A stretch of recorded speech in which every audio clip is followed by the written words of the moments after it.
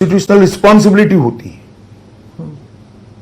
जब तक vacuum period है, इसकी चिंता करनी चाहिए। ममता बनर्जी जो है वो हर एक रैली में कहती हैं कि सीए का फॉर्म मत साइन कीजिए, आपको नागरिकता नहीं मिलेगी।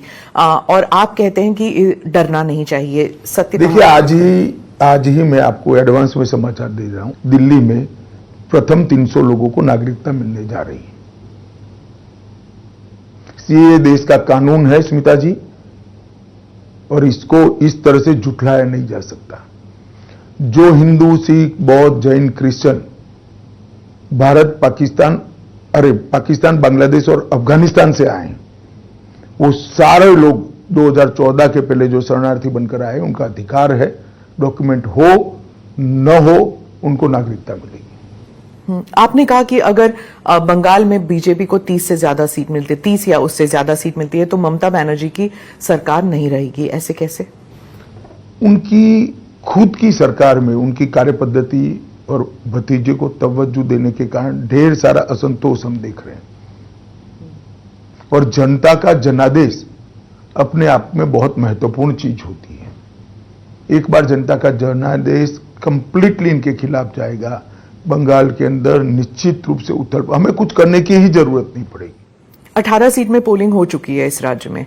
कितने सीट आप कहते हैं? मैं अभी भी मेरी बात पर कायम हूं। हम 24 से 30 सीट जीतेंगे और निश्चित रूप से बंगाल की जनता इस बार बहुमत सीट नरेंद्र मोदी जी को देने जा रही है। क्या यही कारण है कि ममता बनर्जी जो है वो इंडिया अलायंस पार्टनर्स के राज्यों में जाके प्रचार बिल्कुल नहीं कर रही? हालांकि इंडिया नाम ही शायद उन्होंने दिया था, वो एटलीस्ट वो क्लेम करती हैं, पर उन्होंने कोई प्रचार नहीं किया। वो सिंगल फोकस इसी राज्य में रुकी हुई हैं।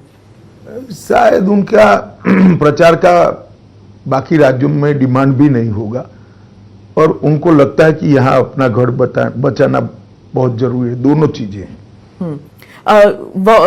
उड़ीसा में भी नहीं गई हैं। उनका संबंध जो है नवीन बाबू के साथ थोड़ा सा खट्टा मीठा रहा है इन द पास्ट। ओडिशा आप जा रहे हैं, वहां का आप बताइए कि वहां चल क्या रहा था? क्योंकि नवीन बाबू जो हैं वो अपना प्रीवियस रिकॉर्ड तोड़ना चाहते हैं। साइमल्टेनियस इलेक्शंस हो रहे हैं वहां पर। तो बीजेपी का क्या वहां पे क्या रणनीति है? देखिए स्मिता जी, एक बात समझ लीजिए, ये बात को नवीन बाबू ने भी स्वीकार करना चाहिए कि ओडिशा देश के बाकी हिस्सों की कंपैरिजन में इतना विकसित नहीं हुआ जितना बाकी के स्थिर सरकारों वाले राज्यों का विकास हुआ है। चाहे गुजरात हो, महाराष्ट्र हो, मध्य प्रदेश हो, छत्तीसगढ़ हो, उत्तर प्रदेश हो, हिमाचल हो, वहां इतना विकास नहीं हुआ है। पर 15 साल तो स्थिर सरकार थी वहां पे, फिर भी नहीं हुआ। इसलिए जनता बदलाव चाहती। एक दूसरा, मैं मानता हूं कि ओडिशा के प्राइड का मुद्दा भी बहुत महत्वपूर्ण हुआ है। लोगों को कहीं ना कहीं लगता है कि नवीन बाबू के पीछे से सरकार कोई और चला रहा है। उड़िया भाषा, उड़िया कल्चर और उड़िया साहित्य और कला, इसके प्राइड का इश्यू बहुत बड़ा हुआ है। और जिस प्रकार से प्रशासन ने राम जन्मभूमि के प्राण प्रतिष्ठा में सरकार का उपयोग कर लोक उत्सव में लोगों की हिस्सेदारी रोकने के लिए प्रयास किया, इससे भी लोग बहुत खफा है, नाराज है। उड़िया प्राइड की बात कर रहे हैं तो वो कहते हैं कि आपकी पार्टी में कोई चेहरा नहीं है जो नवीन पटनायक के मुकाबले कोई चीफ मिनिस्टर कैंडिडेट बन सके। चले, जनता जब मन बनाती है तब चेहरे दिखाई नहीं पड़ते हैं, जनता ही ढूंढ देती है। हमारे पास अच्छा नेतृत्व है, कई सारे लोग हैं, सक्षम लोग हैं, अनुभवी लोग हैं, 20-20 साल से राजनीति में अलग अलग जिम्मेदारी संभाले हुए लोग हैं। उनके पार्टी से भी कई सारे एक्सपीरियंस लोग हमारे यहाँ ज्वाइन कर चुके, कई साल पहले ज्वाइन कर चुके हैं। तो हमारे पास लीडरशिप क्राइसिस नहीं है। बिहार में क्या आपको गठबंधन का नुकसान होगा या फायदा? क्योंकि एंटी इनकम्बेंसी नीतीश कुमार के अगेंस्ट काफी दिख रहा है ग्राउंड पे। ये चुनाव मोदी जी को प्रधानमंत्री बनाने का है, और हमारे गठबंधन की स्ट्रेंथ भी बहुत अच्छी है। हम निश्चित रूप से बिहार में हमारा गत चुनाव का जो परफॉर्मेंस था उसको रिपीट करेंगे। इंडिया अलायंस के पार्टनर्स बिहार में भी प्रचार करेंगे, यूपी में भी प्रचार करेंगे। तो मैं हिंदी बेल्ट पे आती हूँ। जो उत्तर प्रदेश में इंडिया अलायंस में एक नई जान आ गई है जब से केजरीवाल आए हैं, उनका नैरेटिव थोड़ा अग्रेसिव हो गया है, क्या ये आप मानते हैं? अभी तो वो कोई अलग इश्यू में ही फंसे हैं, थोड़ा इनको फ्री हो जाने दीजिए, बाद में देखो क्या होता है। पर वो जिस इशू में फंसे हैं वो राज्यसभा की मेंबर हैं स्वाति देखिए, जी। मैं इस पर टिप्पणी करना नहीं चाहता। अगर कोई पुलिस को कंप्लेन करता है तो पुलिस उसका संज्ञान देगी, मगर मैं इतना ही कहता हूं कि अभी उनको बेचारे को जिस इश्यू में फंसे इससे निपटारा लाने दीजिए, काहे को ये सब में उलझाती है आप। पर वो है ना 20 दिन और बाहर हैं, उन्होंने कहा है कि अगर इश्यू अभी तो चल रहा है ना, देखिए कितना चलता है। वो कैंपेन में तो कह रहे हैं कि अगर झाड़ू पे वोट लगेगा तो उन्हें जेल जाने की जरूरत नहीं होगी। देखिए, तो मैं तो मानता हूं कि सुप्रीम कोर्ट का स्पष्ट रूप से कंटेम्प्ट है। इनका कहने का मतलब है जो विजयी होता है, सुप्रीम कोर्ट उनको दोषी होने के बावजूद भी जेल नहीं भेजती।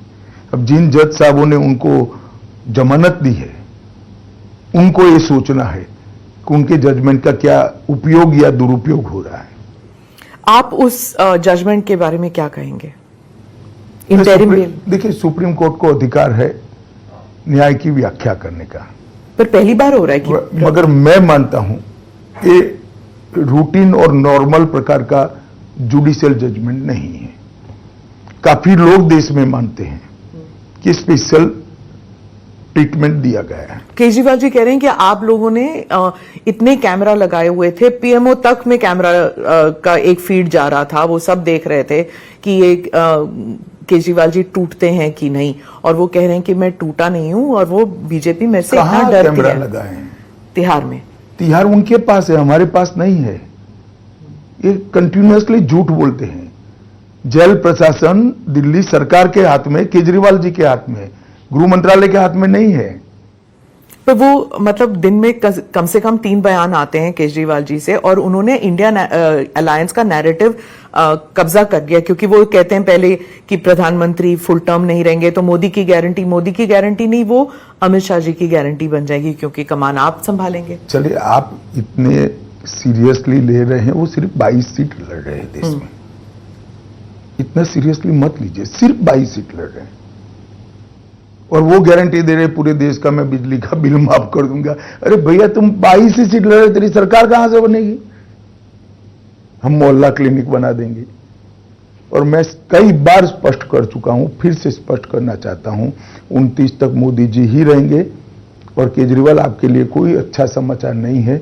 29 के बाद भी मोदी जी ही हमारे चुनाव अभियानों का नेता है, उनके नेतृत्व में ही हम चुनाव लड़ेंगे। महाराष्ट्र पे पूछती हूँ, महाराष्ट्र में आपकी पार्टी पर इल्जाम है कि आपने रीजनल पार्टीज को तोड़ा है, चाहे एनसीपी और हमने नहीं शिवसेना। तोड़ा है। मुझे 2 बात का जवाब दीजिए।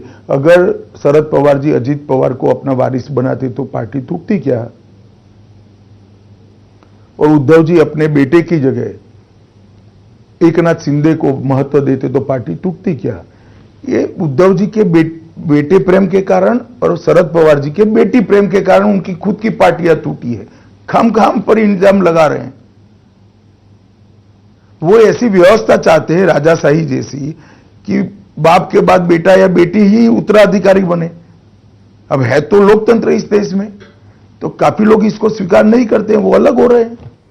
ये रीजनल पार्टीज के साथ होता है ना, सभी रीजनल पार्टीज में परिवारवाद तो सभी जगह से अलग खेमे बनते हैं, इसमें असामाजिक क्या है?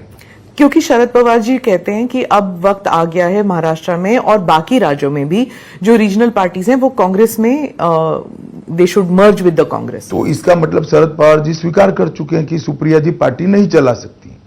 पार्टी चलाने के लिए नहीं कहा, उन्होंने कहा कि कांग्रेस पार्टी को स्ट्रेंथन करने का वक्त आ गया है। भाई, कोई अपनी पार्टी को आप मृत्यु कर कांग्रेस पार्टी को कब स्ट्रेंथ करेगा? जब अपनी पार्टी चलने की स्थिति में नहीं होती है। तो इतने सालों से क्यों नहीं किया शरद पवार जी ने, बताइए मुझे।